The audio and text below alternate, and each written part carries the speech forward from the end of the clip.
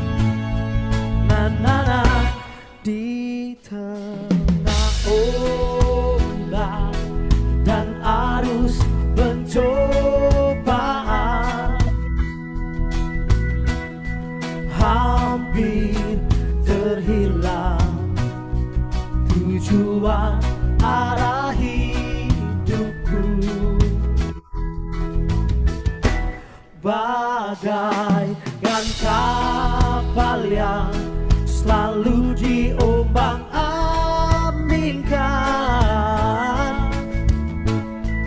mengharap kasih-Nya seolah-olah tiada mampu.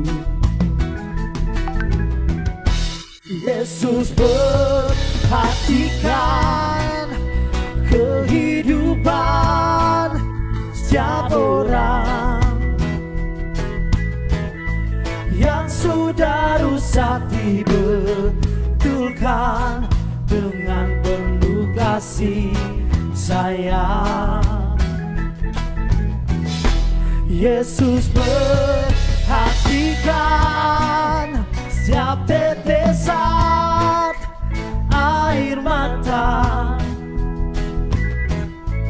Dia mengenal hatiku yang penuh penyesalan dosa. Nah, nah, nah, nah, nah, nah, nah, nah, nah, nah.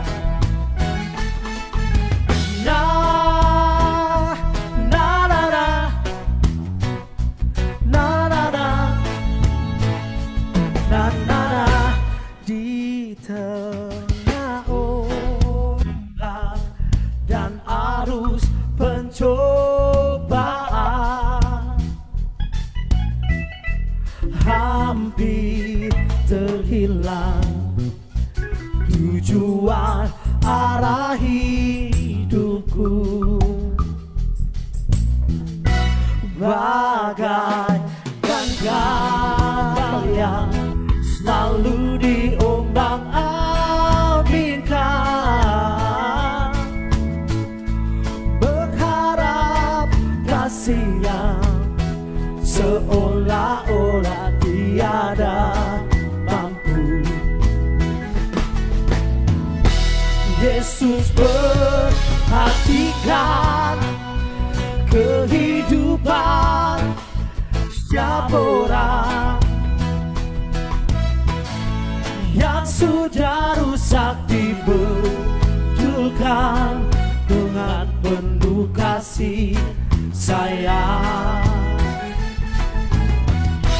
Yesus perhatikan setiap tetesan air mata.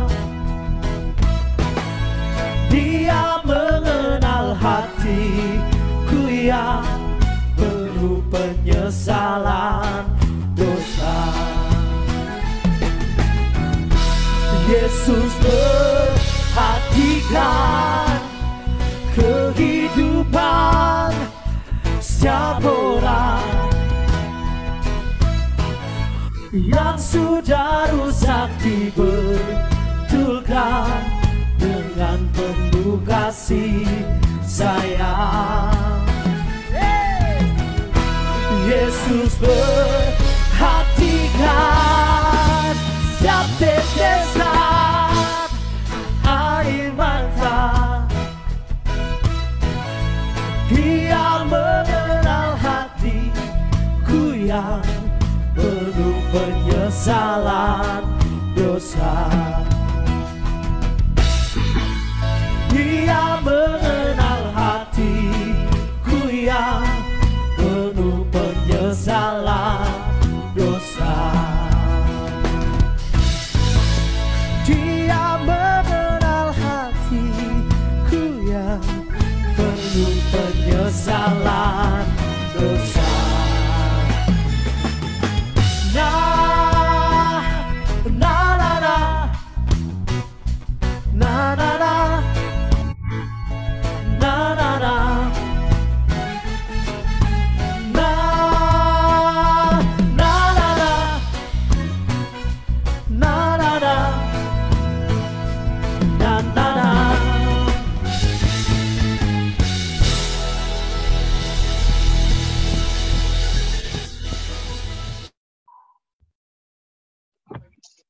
Ya, kalau di liriknya gitu ya disebutkan bahwa di tengah ombak dan arus pencobaan.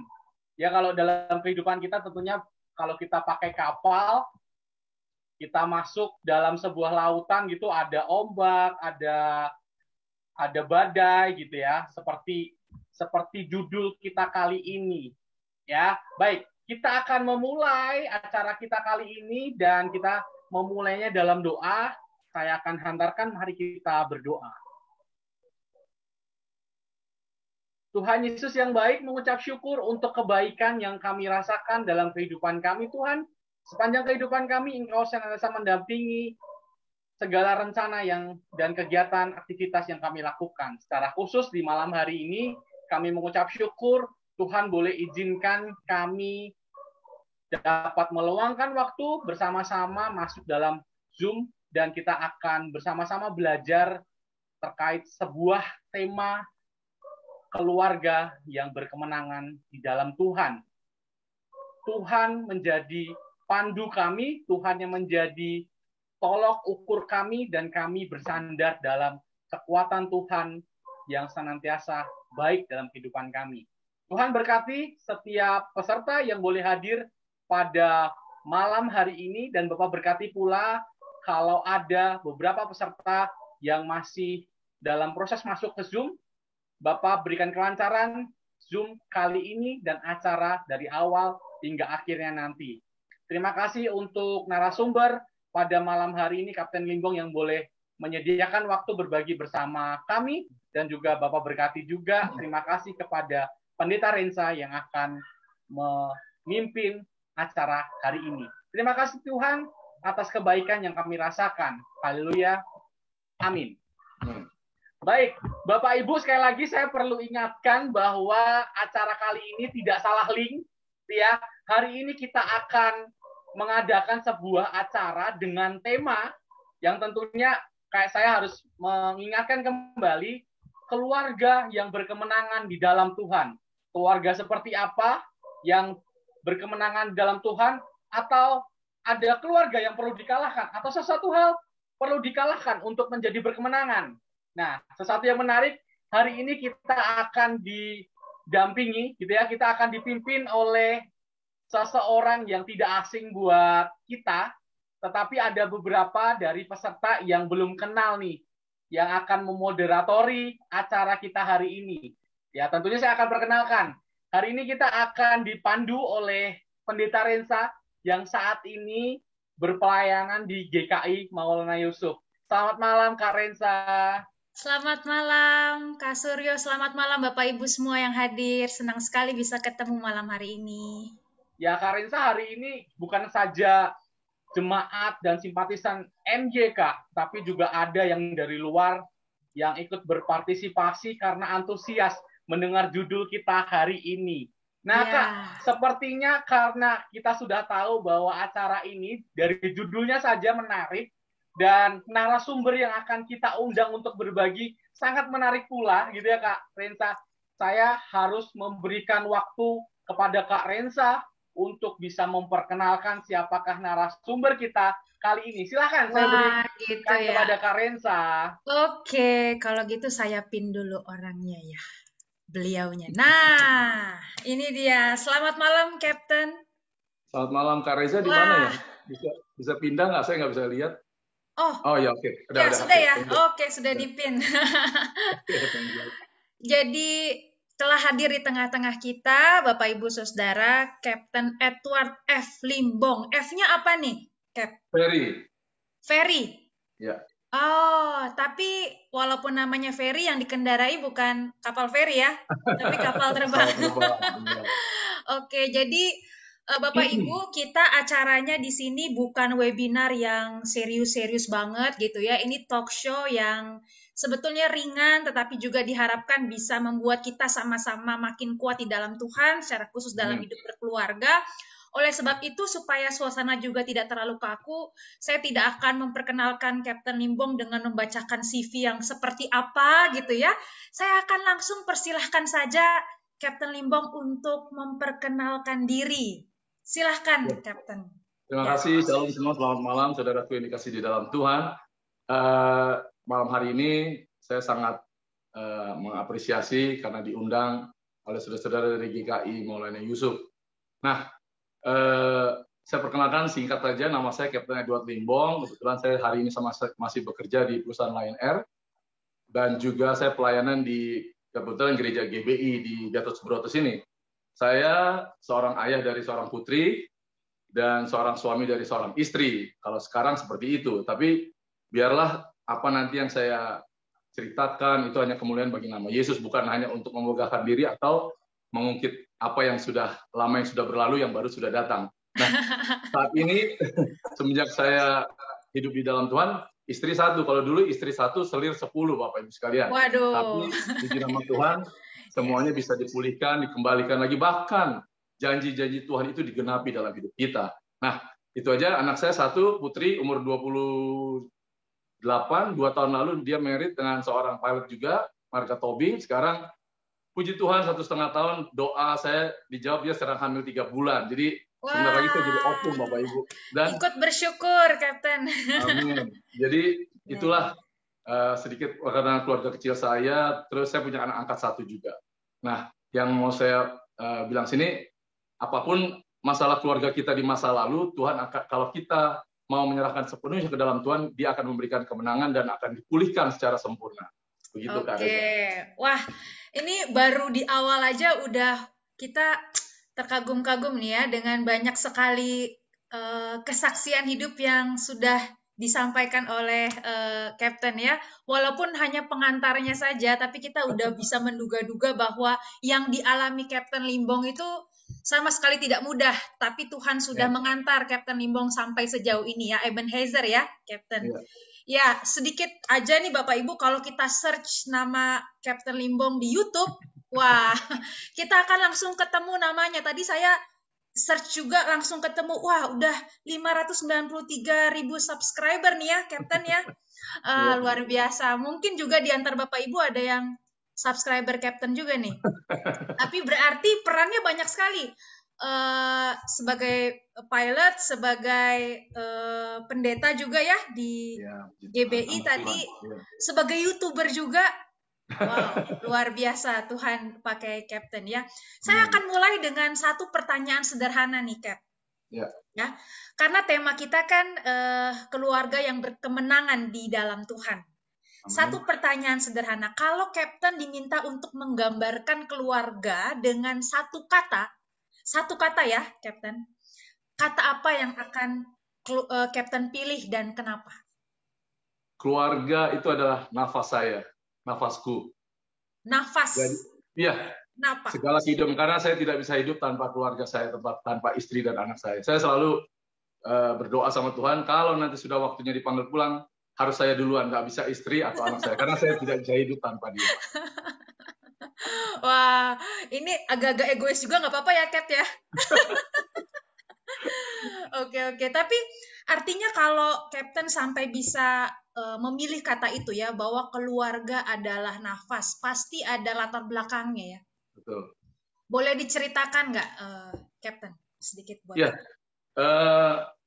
saya dari keluarga Batak yang cukup kolot ya. Bapak saya ketua Marga Limbong pertama kali di dunia ini, seorang polisi, tinggal di tahun 71 masuk Jakarta, terus dididik dengan keras. Saya hampir umur 16 tahun juga sudah macam-macam lah, dididik dengan dipukul, dihajar, masuk penjara anak-anak. Nah, sudah itu saya diharuskan menikah dengan seorang orang Batak juga. Kan kalau Batak adat gitu harus gitu. Tapi saya nggak mengikuti nasihat orang tua, bukan melawan ya, tapi saya tahu ini semua dari Tuhan. Akhirnya saya pilihlah istri saya yang sekarang ini, walaupun akhirnya ditolak oleh keluarga saya dan saya pergi dari rumah. Sesudah anak saya umur 1 tahun, baru saya diterima lagi. Nah, sesudah itu baru kehidupan saya juga tidak baik. Begitu saya berkeluarga dengan istri saya pergi, kehidupannya bukan makin benar. Umur anak saya 1, 2, 3 tahun, saya jatuh ke dalam lembah kekelaman. Iya. Oke, jatuh dalam lembah kekelaman. Yang sangat kelam berarti ya? Betul. Tapi sesuai Mazmur 23, Tuhan gembala yang baik, bahkan di dalam kekelaman Tuhan tetap menyertai ya, Captain ya. Betul, amin. Oke. Kalau begitu, karena tadi Captain sudah mengawali dengan pernah mengalami satu kekelaman, tema kita menjadi sangat relevan nih untuk kehidupan Captain ya. Keluarga yang berkemenangan. Ya. Berarti kan ada sesuatu yang sudah dilewati sehingga kita akhirnya bisa berkata, ya, saya adalah orang-orang yang menang gitu ya, keluarga yang berkemenangan. Menurut Captain sendiri, apa arti kemenangan di dalam Tuhan? Tadi saya baca satu ayat dari Mazmur 20, saya bacakan satu ya. Sekarang aku tahu bahwa Tuhan memberikan kemenangan kepada orang yang diurapinya, artinya yang dikasihi dan dipilihnya. Dan menjawabnya dari surga yang kudus dengan kemenangan yang gilang gemilang oleh tangan kanannya. Nah, jadi arti kemenangan bagi saya di dalam Tuhan itu adalah kalau kita sungguh-sungguh mengikuti perintah-perintahnya, menjadi seperti muridnya dia, Tuhan akan memberikan kemenangan. Tetapi bukan seperti yang diberikan kemenangan oleh dunia ini. Kalau dunia memberikan kemenangan hanya untuk sementara. Tapi kalau dari Tuhan, memang ada banyak ujian, cobaan, masalah itu. Tapi kita bisa melaluinya bersama Tuhan dan janjinya dia akan memberikan kemenangan kepada kita. Begitu. Oke, berarti boleh cerita dulu nih, Cap. Ya. Kalau dulu, apa sih yang Captain anggap sebagai kemenangan? Dulu ya, sebelum akhirnya Tuhan memulihkan kehidupan Captain. Dulu kemenangan saya adalah karena saya menganggap diri saya hebat, terus saya pernah tahu IQ saya berapa. Waktu saya kebetulan pernah kuliah di UKI, nggak selesai, akhirnya saya ke Amerika, sekolah pilot, terus saya tes ke sini, saya tahulah kemampuan saya. Jadi saya menjadi seorang yang sombong dan juga arogan, karena saya punya seorang tua yang juga ya bisa diandalkan secara dunia ya. Jadi nggak ada ininya. Itulah kesombongan itu yang membuat saya jadi lupa kepada Tuhan. Nah, sekarang kembali lagi, sesudah tahu akan Tuhan, kemenangan yang dari dunia itu, tadi pertanyaan, dari dunia ini nggak ada artinya kalau kita udah mengerti yang Tuhan berikan kepada kita. Dulu kan kemenangan itu kita punya harta kekayaan yang banyak, punya jabatan, terkenal di segala sesuatu di Jakarta ini bisa kita hadapi dengan kehebatan kita. Nah, itu kemenangan dunia. Tapi sesudah kita di dalam Tuhan, kemenangan itu ternyata sampah yang diberikan dunia. Ternyata di dalam Tuhan inilah kemenangan yang abadi yang bisa kita nikmati dengan damai sejahtera yang melampaui segala akal itu bisa kita nikmati bersama keluarga kita. Begitu. Oke. Dan itu real Captain alami ya, bahwa Captain pernah ada di masa mengejar kemenangan-kemenangan semu itu. Betul. Ya. Saya kebetulan dulu kerja di Sempati Air dan berteman dengan orang-orang yang penguasa di Indonesia ini, anak-anaknya begitu dihumpus segala macam. Tapi nggak ada artinya semua, malah saya terjerumus ke dalam dunia malam, saya tinggal di Mangga Besar, segala macam kejahatan saya lakukan, segala macam dosa saya lakukan, dan akhirnya untung ditangkap Tuhan. Saya lebih dari 20 kali harusnya sudah mati, Bapak Ibu sekalian. Segala macam, nanti boleh tanya, saya kalau cerita ini terkadang, saya cuma bilang, dengan apa akan kubalas segala kebaikanmu Tuhan. Jadi, lebih baik daripada saya cerita, nanti ditanya aja. Kalau gitu langsung aja kita tanya, Captain, tadi pengalaman apa tuh yang sangat membuat Captain merasakan bagaimana Tuhan menangkap Captain ini? Sebelum bertobat, saya di Sempatian itu segalanya ada. Waktu anak umur tahun 96 kalau saya waktu itu zamannya orang baru mulai pakai narkoba. Terus tiba-tiba saya lagi terbang satu daerah, saya ditawarkan sesuatu itu narkoba, saya pakailah, dan saya jatuh ke dalam narkoba selama 3 tahun lebih. Dulu dalam keadaan yang tidak baik, dalam keadaan tidak sadar, terbang membawa pesawat, ya puji Tuhan masih selamat. Coba kalau kalian Bapak Ibu penumpangnya dulu pada turun semua barangkali. Waduh. Jadi jatuh di dalam itu semua habis, sampai akhirnya istri saya sia-siakan, anak saya sia-siakan selama kurang lebih 3 tahun. Tapi waktu saya berkeluarga sama istri saya itu hidup bersama saya dalam penderitaan kurang lebih 8 tahun. Dia doakan saya sampai saya bertobat tahun 99. Jadi jatuh bangun dalam dosa itu banyak lah. Dari saya mulai kecelakaan, terus di dunia malam, dan memakai segala hal yang tidak baik lah. Selingkuh, bukannya selingkuh lagi, tapi sudah lebih dari batas sesuai manusia-manusia zaman sekarang, bapak-bapak yang hedonis zaman sekarang begitu. Oke. Ya, jadi benar-benar kekelaman ya, Cap ya. Ya. Jadi kalau kita mau kaitkan lagi dengan hidup berkeluarga ya, Cap. Jadi tantangan terbesar apa sebetulnya yang Captain alami bersama dengan istri sebagai keluarga? Nah, sebelum saya bertobat, tantangannya itu istri saya yang lebih banyak. Kalau saya kan happy tapi dalam kegelapan. Tapi itulah, kalau doa istri yang kita minta dengan doa. Saya dulu seharusnya bukan married sama istri saya ini. Saya punya mantan pacar saya itu 5 tahun, orang GKI Nehemia. Terus ya pokoknya bukan dari Tuhan, akhirnya lepas. Terus saya berdoa, saya dulu Katolik, Mbak Reza, saya berdoa di Blok B, saya berdoa saya Tuhan, saya minta dong istri kriterianya A, B, C. Nah, begitu saya tahun 91 itu diketemukanlah sama istri saya ini persis seperti doa saya. Nah, singkat cerita, karena saya udah doa gitu, terus saya sia-siakan dia, yang menderita dia, yang happy saya. Tetapi puji Tuhan karena doanya dia, terus dia juga dulu, kita juga nggak ngerti arti apa bergereja atau rohani, nggak ngerti lah. Pokoknya kalau saya nggak pulang berhari-hari, atau saya pulang dalam keadaan yang tidak baik, dalam keadaan mabuk gitu, dia cuma berdoa seperti yang waktu itu ada acara TV Go Studio itu, Evelyn Nadiak, jadi dia tumpang tangan, padahal kita Katolik. Dia doakan saya, setiap saya pulang nggak baik, nggak pulang berapa hari, 3 hari, 4 hari, 5 hari. Nah, ternyata doa istri saya itulah yang dijawab Tuhan. Kan istri itu adalah penopang dan tiang doa. Jadi karena lembah kekelaman itu istri saya mengalami, saya juga waktu itu kena jatuhnya itu 3 tahun itu kehidupan malam itu, Mbak Reza. Oke. Jadi apa artinya sebetulnya kalau diceritakan secara lengkap hidup berkeluarga, mungkin ibu lebih pengorbanannya lebih banyak gitu ya. Orang semua bilang, kenapa mau sama saya, seluruh keluarga saya, teman-teman semua, udah tinggalannya cerai aja, suami lu gila gitu, ngapain diurusin, ditungguin, dia udah berbuat segala macam. Saya kebetulan KDRT sama istri saya, bahkan kalau Bapak Ibu bisa lihat ketik di Solusi dulu, sampai hal-hal saya berantem sama dia, kepalanya robek, saya bikin jahit 10 jahitan, pokoknya banyaklah hal yang membuat, kalau saya ingat ke belakang itu, betapa baiknya Tuhan itu memberikan istri saya sekarang ini. Dan kebetulan istri saya bukan tipikal orang yang banyak omong, dia pendiam, dan juga selalu apa-apa didik bapaknya almarhum itu dibawa dalam doa. Kalau kamu sudah mendapatkan suami yang kamu pilih sendiri, ya kamu doakan, risikonya jangan pernah bercerai, jangan pernah mengadukan hal suamimu kepada keluarganya. Dan itu yang dia lakukan sampai hari ini, istri saya. Iya. Wah, salam untuk Ibu ya Pak. Saya pernah lihat juga di YouTube. Oh ya, nggak apa-apa.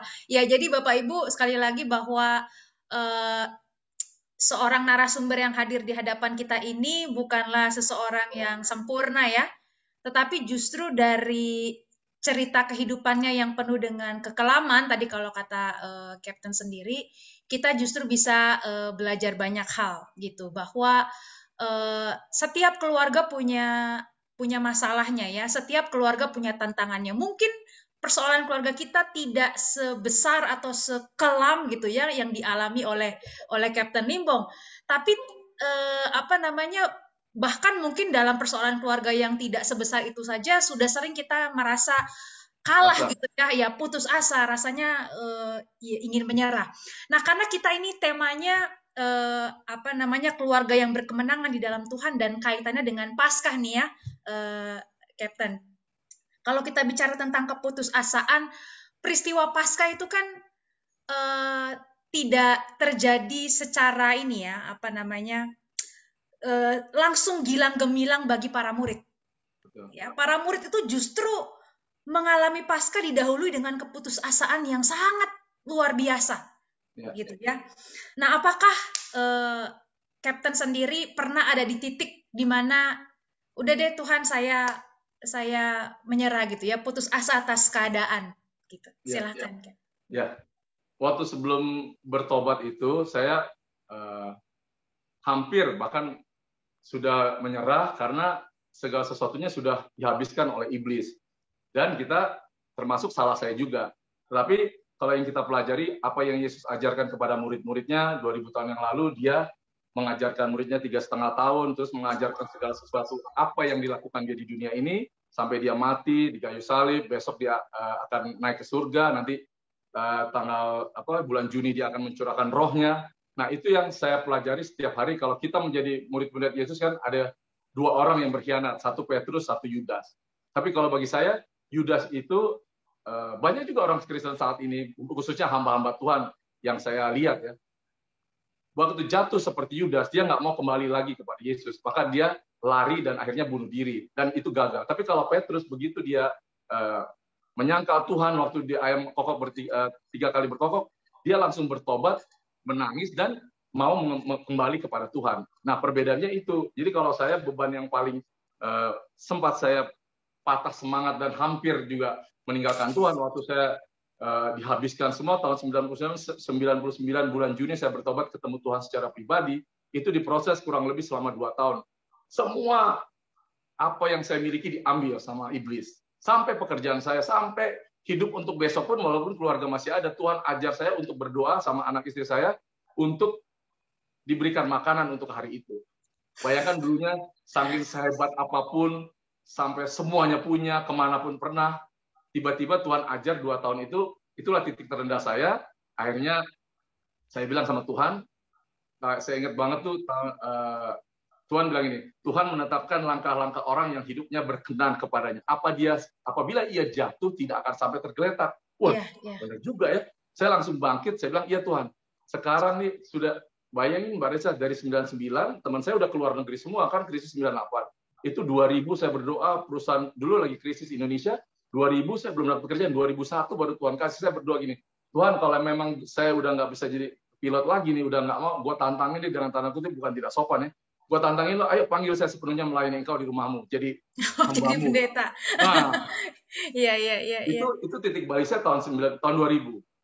Nah, tapi Tuhan ternyata ajar lagi, sampai hari ini saya diproses, duduk di kaki Tuhan 2,5 tahun baru dikasih pekerjaan, saya berdoa, dibukalah Lion Air, tiba-tiba saya di gereja datang teman saya zaman dulu bilang, lu dipanggil tuh sama, waktu itu Lion baru buka, mau nggak lu masukin? Saya bilang, nggak mau, tuh bohong semua, saya udah nggak kepikiran jadi pilot, saya nggak kepikiran, pokoknya gue udah hidup untuk Tuhan aja lah, Tuhan mau apa sama gue tantangin, gue mau lah. Nah itu titik terendah saya, hampir kecewa sama Tuhan, dan juga akhirnya pas waktunya Tuhan jawab doa saya itu. Dan dikembalikan semuanya, dipulihkan, bahkan lebih dari apa yang saya pikirkan saat ini. Wah, iya.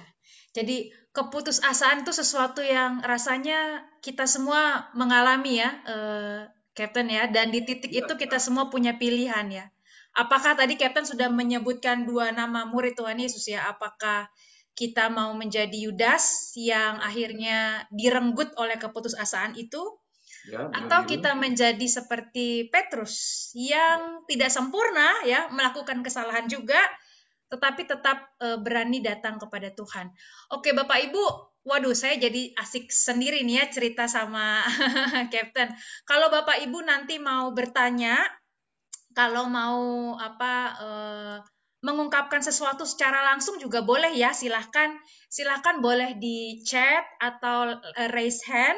nanti teman-teman panitia tolong bantu saya melihat siapa yang sudah mengajukan diri untuk bertanya atau mengungkapkan kesaksiannya juga. Dipersilahkan ya Bapak Ibu, malam hari ini kita sama-sama saling menguatkan. Ya, kembali lagi Kapten sambil menunggu rekan-rekan yang ingin berpendapat mungkin. Tadi Kapten bahwa ketika Tuhan menangkap Kapten tahun berapa tadi tuh? 99 bulan Juni tanggal 28. 9 bulan Juni ya. Itu tidak berarti kehidupan Kapten langsung jadi mudah ya. Ternyata malah segala yang Kapten punya diambil sampai doa Bapa kami menjadi real ya. Berikanlah makanan kami pada hari ini.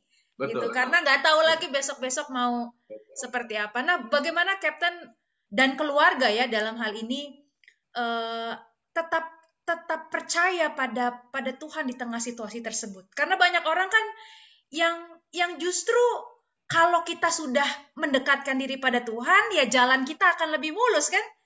Apa yang kita tidak punya akan kita dapatkan. Nah, kalau Kapten tadi justru kesaksiannya tidak seperti itu gitu. Gimana Kapten? Ya. Tuhan memanggil kita sebagai anak-anaknya, sebagai muridnya, sebagai hambanya, kan bukan dijanjikan, oh kalau kamu ikut saya, kamu akan saya berkati, kamu akan saya berikan ini, berikan itu, kan? Tuhan bilang, pikulah kuk, dan juga pikul salibku. Kalau kamu ikut aku, itu yang akhirnya saya bilang, oh iya ya, ikut Tuhan itu menderita, tapi nggak selamanya. Nah, saya waktu tahun 99 itu, saya lakukan segala hal, sampai dari mulai puasa Esther, puasa Daniel, puasa Musa, pokoknya semua puasa saya lakukan, sampai akhirnya satu hari Tuhan itu bukakan, yaitu pekerjaan diberikan, akhirnya damai sejahtera yang diberikan Tuhan itu bisa membuat saya bangkit lagi. Tadinya udah nggak ada harapan, Mbak. Saya tuh udah rasanya apa ya, kok ikut Tuhan, bukannya malah kata orang-orang kalau lihat orang di mana, wah hidupnya enak, diberkati, pokoknya doanya apa aja dijawab. Tapi benar, sesudah saya dipulihkan, itu seperti anak bayi yang baru lahir, apa aja yang kita doakan, besok dijawab, 2 hari dijawab. Tetapi sudah berjalan ikut Tuhan 20 tahun lebih ini, justru doanya lebih susah dijawab. Karena apa? Kita makin dewasa.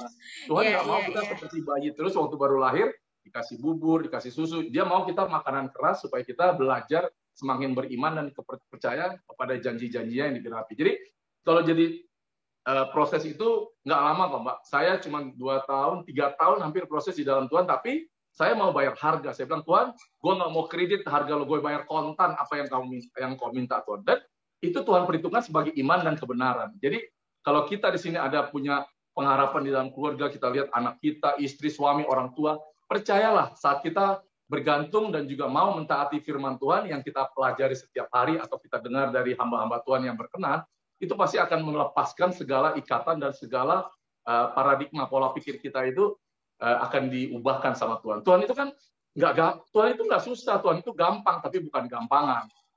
Sekali lagi saya bilang Tuhan itu bukannya susah, dia gampang tapi bukan gampangan. Caranya bagaimana?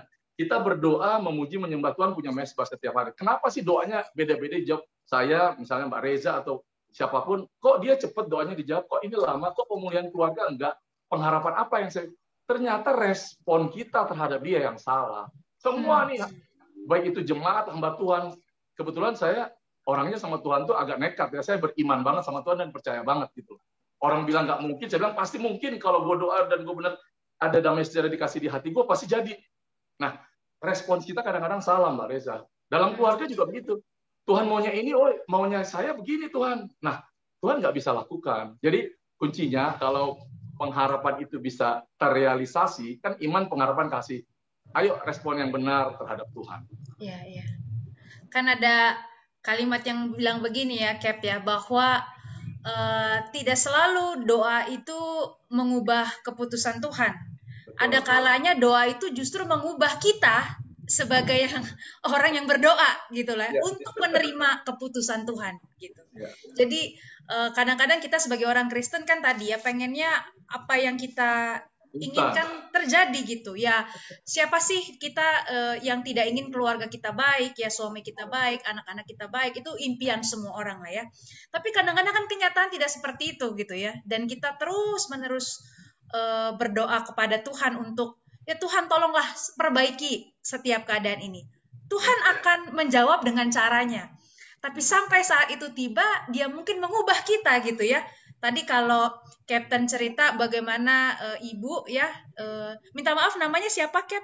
Joyce.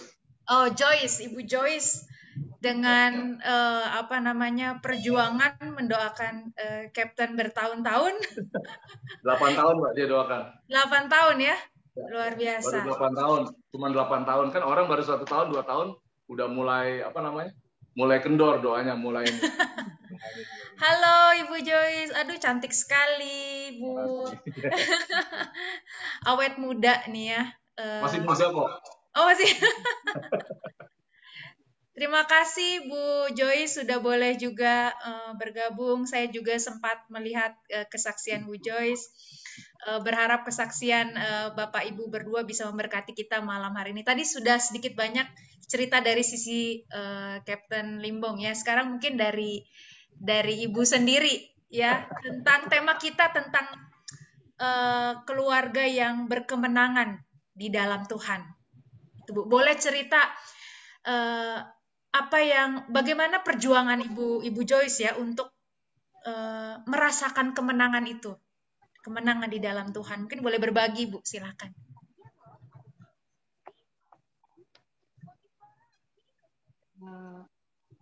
Dia susah ngomong ya.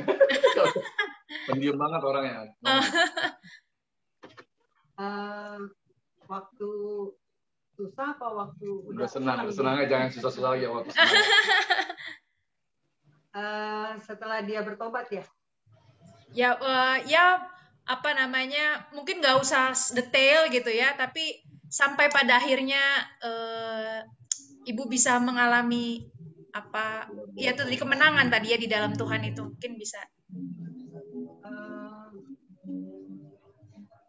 Saya cuman berpikir, saya cuman berharap sama Tuhan, jadi apapun proses yang saya lalui selama kurang lebih 8 tahun ya, saya percaya itu juga proses yang diberikan pada saya, bukan cuma dia aja tapi proses buat saya juga.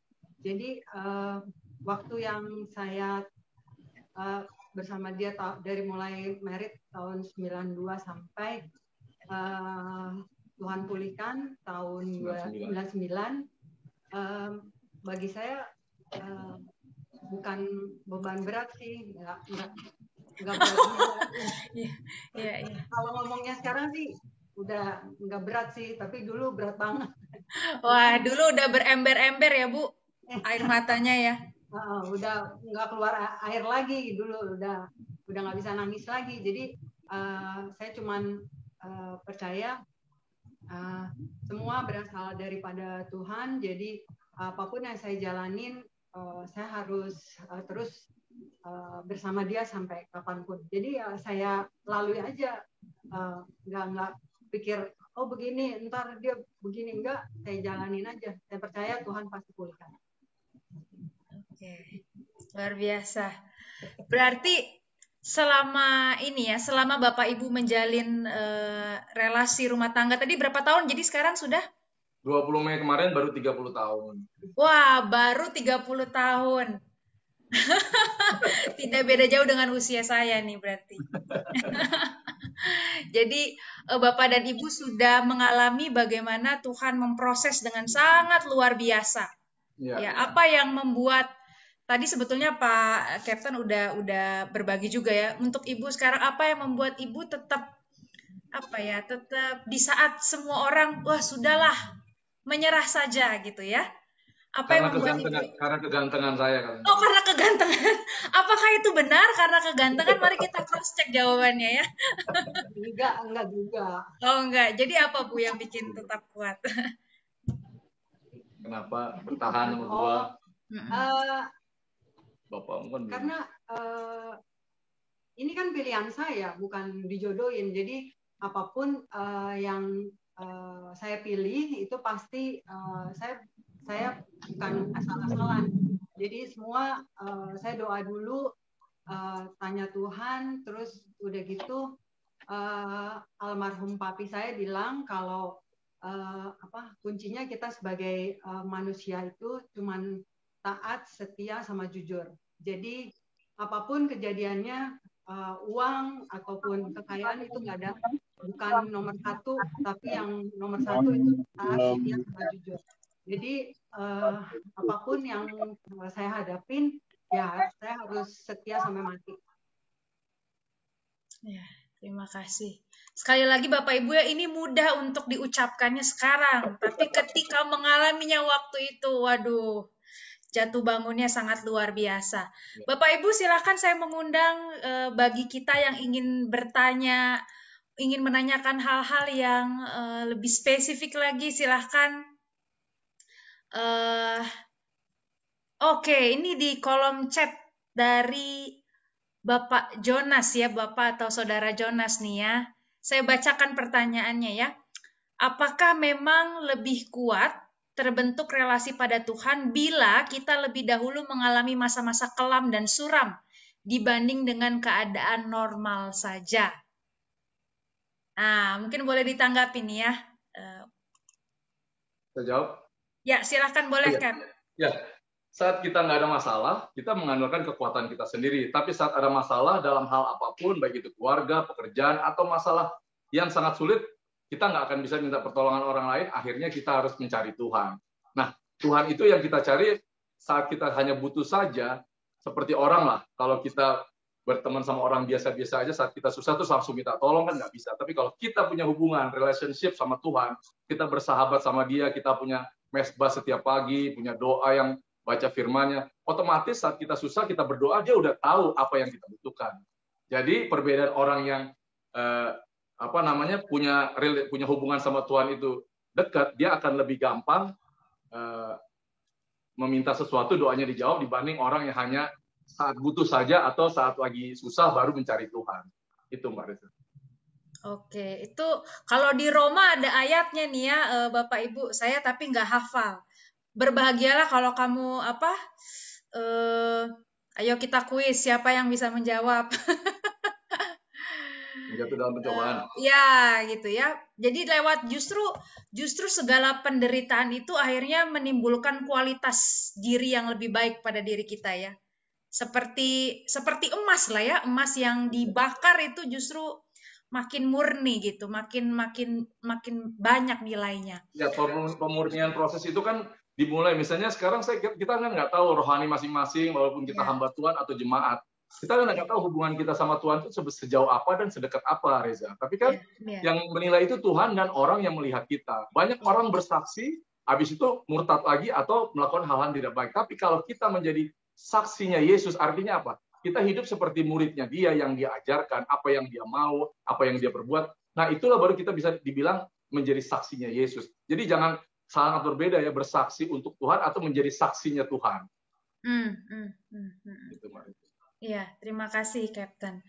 Wah, ini siapa nih di antara Bapak Ibu yang juga mau? Ada chat nih yang masuk nih, Kak Rensa. Ya, silahkan. Oke. Boleh saya bacakan, Kak Rensa? Boleh. Jadi pertanyaan begini, Cap, buat Captain Limbong. Cap, tadi sudah banyak bercerita.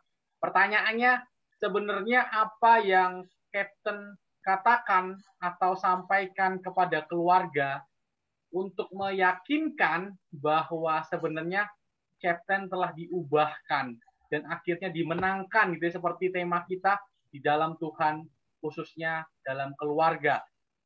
Nah, terus ada lagi nih sekalian ya. Ya, boleh. Saya bacakan ya, Kak ya. Yang kedua, menurut Captain, apa yang sebenarnya Tuhan ingin sampaikan ya kepada Captain dalam proses pergumulan yang terjadi, dan akhirnya saat ini Captain menjadi seorang Captain yang menjadi kepala dalam keluarganya. Kalau yang dulu-dulu di sini sampaikan, tadi Captain banyak menceritakan tentang kekisruhan gitu ya. Nah, apa sebenarnya yang Captain tangkap dari rencana Tuhan di proses Tuhan? Itu yang kedua, Cap. Yang ketiga, Cap. Waduh, ada banyak. Keburu lupa. Nanti lupa. Baik ini. Oke, yang dua dulu, Cap. Silakan, Cap. Yang pertama dulu ya. Jadi saat saya bertobat, istri saya nggak 100% langsung percaya sama saya lah. Kan dia tahu siapa saya latar belakang dulu. Sesudah bertobat, saya diproses dari tahun 2001 saya mulai kerja, 2002, 2003 dia masih padahal saya udah sungguh-sungguh melayani, udah berusaha untuk berubah, tapi tetap tidak percaya kalau saya terbang atau apa, karena di latar belakangi waktu dia masih ingat zaman saya dulu. Masih ada trauma ya? Betul. Dengan berjalannya waktu, saya bisa membuat dia percaya karena apa yang saya lakukan itu sesuai dengan firman Tuhan, dan saya bisa berbuah dan buahnya itu tetap seperti Yohanes 19 katakan. Nah, itu yang membuat istri saya percaya dan kita sama-sama melayani, sama-sama introspeksi dan saling koreksi. Yang susah dirubah, kalau dosa-dosa kita yang sudah lalu itu bisa kita ubahkan kalau kita hidup kudus di dalam Tuhan melalui firman-Nya. Tapi yang susah itu adalah sebagai manusia, itu sifat dan karakter kita sebagai manusia. Kayak saya, orangnya emosian, terus nggak bisa slow gitu, harus buru-buru, harus cepat. Nah, itulah yang diajar sampai sekarang. Sampai hari ini saya juga tingkat kesabaran saya di atas rata-rata orang gitu. Kalau saya terbang itu udah jetnya 100.000 km, kalau bisa saya lebih dari yang lain. Nah, hal-hal seperti itu saya emosi bisa di jalan. Waktu bayangkan Bapak Ibu Saudara sekalian, saya udah melayani, udah di mimbar, tapi kalau lihat di jalan masih turun, mau masih keluar. Nah, kan itu nggak mencerminkan proses yang harus dilalui sampai hari ini juga. Sampai saya udah pernah juga pelayanan sebelum besok mau pelayanan, malamnya ribut, nggak sampai menganiaya, tapi hancur-hancurin barang itu loh di rumah ini. Akhirnya, wah prosesnya banyak sekali lah, tapi nggak instan. Saya mau katakan itu ada proses. Kalau kita mau berubah dan ditolong oleh Roh Kudus yang ada di dalam kita, otomatis akan dibersihkan Bapak Ibu. Karena firman itu yang membersihkan segala sesuatu yang menguduskan kita di dalam hal kebenaran. Nah, yang kedua tadi apa Pak? Pertanyaan saya jadi lupa. Kalau pertama itu. Yang kedua? Menurut Captain, apa yang sebenarnya Tuhan ingin sampaikan kepada Captain hingga akhirnya Captain diproses dari yang gelap, kemudian abu-abu, kemudian pada akhirnya Captain menyatakan saya bertobat, Cap, gitu. Ya. Tuhan itu sayang sama kita semua, nggak ada bedanya. Pak Yohanes sama saya nggak ada bedanya. Kata istri saya, gantengan saya dikit aja gitu. Tapi kalau Tuhan memanggil kita semuanya sama, disayangnya sama. Tetapi yang mau Tuhan tunjukkan, apakah respons kita, ketaatan dan kesetiaan kita kepada Tuhan itulah yang membuat kita berubah, berbeda dari yang lain. Jadi kalau kita mau hidup lebih baik, lebih benar, lebih diberkati, lebih diurapi, lebih maju di dalam Tuhan, ya cari perkenanan Tuhan dulu. Caranya gimana? Bangun mesbah hubungan setiap hari. Saya mau tanya Bapak Ibu di sini yang ada kurang lebih 50 orang lebih, hampir 60. Bangun tidur, apakah yang Bapak Ibu cari duluan gitu? Apakah HP, apakah cari Tuhan? Saya yakin 50% ini pasti cari HP. Nah, itulah salah satu hal, karena Tuhan itu adalah Allah yang cemburu. Dia tidak mau kita menomorduakan dia. Artinya apa? Ya nggak usah terlalu langsung bangun berdoa baca Alkitab, nggak. Bangun tidur itu kamar mandi dulu, kencing dulu, minum air putih, baru kita bangun mesbah. Nah, itu yang mau Tuhan katakan malam hari ini kepada kita semua.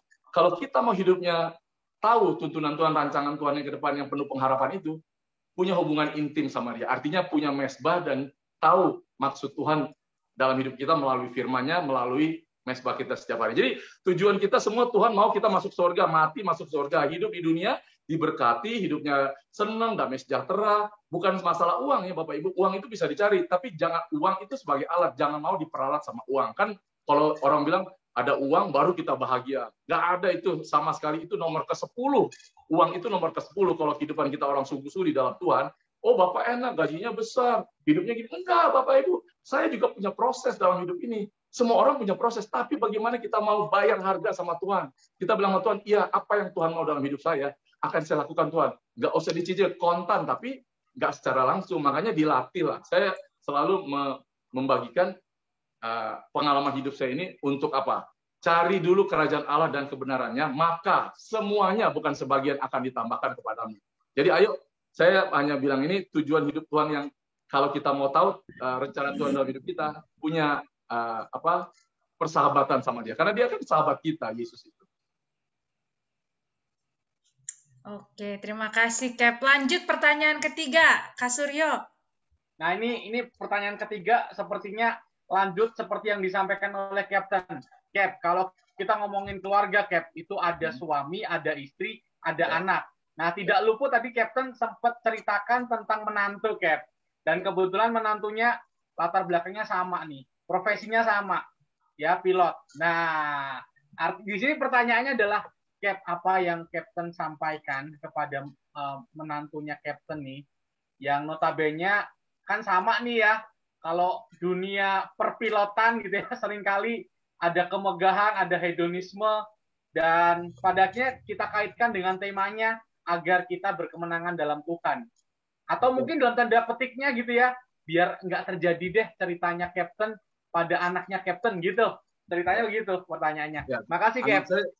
Anak saya cuma satu-satunya perempuan, lahir tahun 94. 2 tahun kami sudah married, Tuhan baru kasih seorang putri. Nah, orang Batak itu harusnya dapat laki-laki katanya. Tapi begitu saya punya anak perempuan, saya bilang sama istri saya, mau nggak punya anak laki-laki? Nggak mau, Tuhan cuma suruh kasih satu aja. Dan akhirnya, waktu dia lahir, itulah titik balik perubahan hidup saya. Dia yang saya doakan, yang tadinya saya cuma tahu doa Bapak kami, salam hari kemudian, tiap hari saya doakan anak itu sampai hari ini.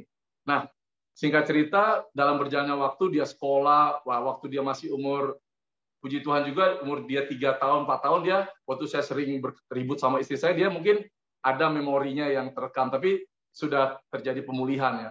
Nah, begitu juga sesudah dia sampai hari ini punya suami seorang pilot. Dulu saya selalu dia kuliah sampai S2 hari ini, saya berdoa sama dia, sama Tuhan, saya minta, dari mulai dia kecil saya sudah doa untuk jodohnya, Bapak Ibu sekalian. Saya doakan Tuhan, saya kepingin anak saya punya suami yang satu pasti seiman, dan yang kedua adalah yang mengasihi Tuhan. Bukan yang apa-apa, yang mengasihi Tuhan. Nah, lucu juga Bapak Ibu Saudara. Akhirnya waktu itu dia dari mulai kuliah, SMA itu ya banyaklah orang juga dari teman-teman pelayanan, anaknya hamba Tuhan dari daerah, dari mana, teman-teman saya yang orang-orang itulah. Anak lu jodohin sama gua aja sama ini. Terus saya sempat kita satu keluarga diajak makan, terus kata anak saya, nggak mau gua Pak, biar siapa dia juga, emang gua Siti Nurbaya dijodoh-jodohin katanya. Nah, akhirnya singkat cerita, saya dulu ada seorang pendeta membawa kepada saya seorang 2010 itu, waktu saya selalu bikin persekutuan doa di Lion Air gitu ya. Saya punya PD setiap Jumat, dibawalah anak ini gitu. Mantu saya sekarang ini dibawa sama seorang hamba Tuhan teman saya. Terus diperkenalkan, ini ada, dia udah curug tapi nggak terima, nggak ada koneksi, udah kuliah di UI, dia nggak mau kuliah, mau jadi pilot. Oke, masuk aja di tempat Lion, ada itu ada flying school. Nah, mulai saat itulah dia ngaku ponakan saya, namanya Gary Marwin Tobing. Nah, singkat cerita, sesudah ketemu anak saya juga pernah saya undang dia waktu ulang tahun 17. Singkat cerita, kurang lebih 4-5 tahun yang lalu saya punya YouTube, Bapak Ibu, dibuat oleh putri saya. Akhirnya saya undanglah dia. Nah, ini saya undang datang ke apartemen, ke rumah saya. Saya bilang, ini salah satu murid saya, Captain paling muda di Wings Air, dia kerja di Wings Air. Nah, itu nggak ada pemikiran sama sekali kalau itu jodoh anak saya gitu. Akhirnya tiba-tiba 3 bulan kemudian anak saya bilang, itu siapa Pak? Oh, itu sih itu. Akhirnya 3 bulan ternyata di belakang saya mereka menjalin hubungan. Nah, sesudah menjalin hubungan, datanglah waktu itu habis ibadah Jumat Agung, datang kita makan. Dia bilang, Om, saya mau pacaran sama Audrey, saya mau, oh nggak boleh pacaran, kalau jodoh kawin aja, merit. Nggak ada pacaran-pacaran istilah gua gitu. Nah, tau-taunya anak saya setuju ya, akhirnya jadilah mereka merit bulan 2020 November kemarin. Nah, sampai hari ini kalau saya lihat ke belakang, apa yang didoakan anak saya dan juga saya itu terjadi dalam hidupnya. Jadi saya dapat Hela dan mantu ini ya orang yang takut Tuhan, satu. Kedua, dari keluarga yang kecil juga, dan saya tahu keluarganya, dan kita sama-sama melayani Tuhan lah. Orang yang takut Tuhan, orang yang mengasihi Tuhan. Jadi saya nggak begitu khawatir dia melihat kesaksian hidup saya, mantu saya ini, anak saya, mereka belajar dari pengalaman apa yang bapaknya pernah alami, dan mereka ambil baiknya, yang jeleknya, yang buruknya itu dibuat pelajaran untuk menjadi fondasi supaya kita jangan sampai jatuh kembali ke dalam hal-hal yang tidak baik. Itu yang saya tanamkan kepada mereka, Pak Yohanes. Oke, terima kasih Captain. Bahwa masa lalu yang sempat kelam tadi tidak berarti keluarga nggak bisa punya masa depan yang lebih baik gitu ya. Nggak berarti juga nanti anaknya, cucunya harus mengalami hal yang serupa. Kita nggak kenal itu ya, Captain ya, bahwa selalu di dalam Tuhan kita mengenalnya pengharapan, selalu ada masa depan yang lebih baik, dan itu dialami sendiri oleh keluarga. Dan kutuk itu sudah dipatahkan di kayu salib, jadi kita jangan pernah mau diintimidasi oleh iblis.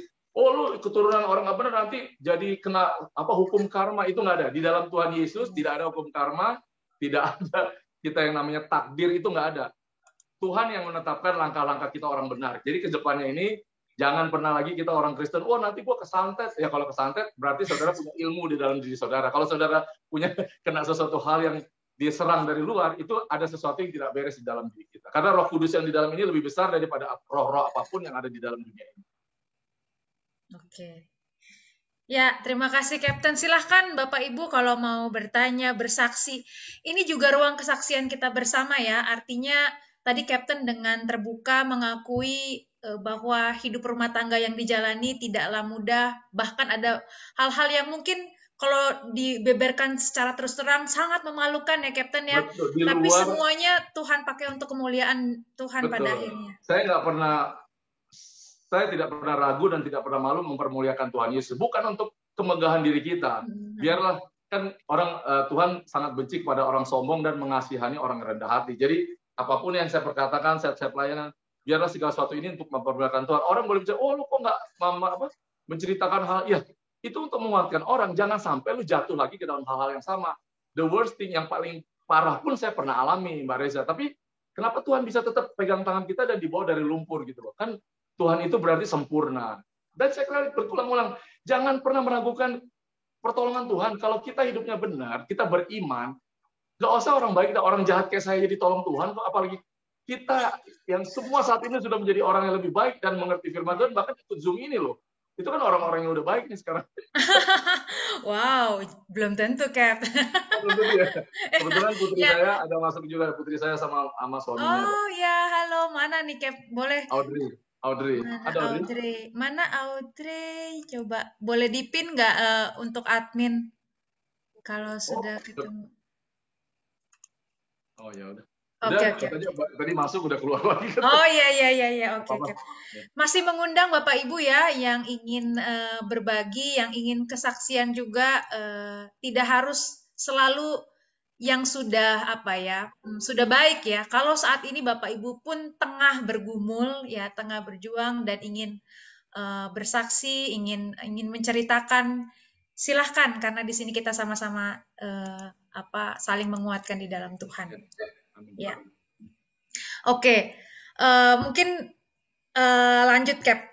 Jadi apa hal yang gini, kalau kita kaitkan kembali kepada kebangkitan Kristus ya, kebangkitan Kristus itu adalah pengharapan, ya, hope. Dan manusia itu nggak bisa hidup tanpa hope ya. Saya pernah khotbah pakai ilustrasi, apa yang dengannya manusia itu nggak bisa hidup walau 4 detik saja gitu, atau beberapa detik saja. Jawabannya adalah hope. Ya, karena dalam beberapa detik kita nggak punya hope, harapan, kita bisa langsung habisi nyawa kita sendiri gitu ya. Jadi sangat penting punya pengharapan Bapak Ibu. Nah, untuk Kapten sendiri, apa arti kebangkitan Kristus yang mendatangkan pengharapan secara khusus dalam hidup keluarga, Cap? Kalau Kristus tidak bangkit, sia-sialah kepercayaan kita dan binasalah kita. Nah, karena Tuhan itu sudah menggenapi janjinya, bahkan besok dia naik ke surga, ini sudah berkeliling mencari orang-orang yang mau bertobat kepadanya. Hidup orang Kristen itu, saya sekali lagi katakan, nggak susah, gampang, tapi bukan gampang. Iman, pengharapan, kasih. IPK ada sekolahnya. Iman itu adalah dasar dari segala sesuatu yang kita tidak kita lihat, tapi kita percayai. Sedangkan pengharapan itu adalah seperti sauh yang kuat yang dilabuhkan apakahnya jangkar yang untuk kalau iman itu saat ini seketika, kalau pengharapan itu melakukan jangka waktu, endurance, ada waktunya kita berharap sampai terjadi apa yang kita harapkan. Dan yang terakhir adalah kasih. Yesus itu karena begitu besar kasih Allah, dia menyerahkan nyawanya sampai dia mengorbankan untuk menghapus dosa kita. Jadi kebangkitan Kristus ini maknanya, ayo kita lebih mengasihi keluarga kita seperti Kristus telah mengasihi kita. Kan seperti kepala gereja kepada jemaatnya, kepada mempelai laki-laki kepada kita, mempelai perempuannya di gereja, itulah yang Tuhan mau di makna kebangkitan ini. Ayo Bapak Ibu sudah dikasih Tuhan, kalau keluarga kita, mungkin istri kita juga kurang cocok sama kita, atau suami kita, atau mertua, orang tua, tetap ingat janji Tuhan itu iman, pengharapan, kasih. Kan buah roh itu ada 9. Di antara 9 itu, kasih yang pertama. Kasih itu dijabarkan lagi sampai 10.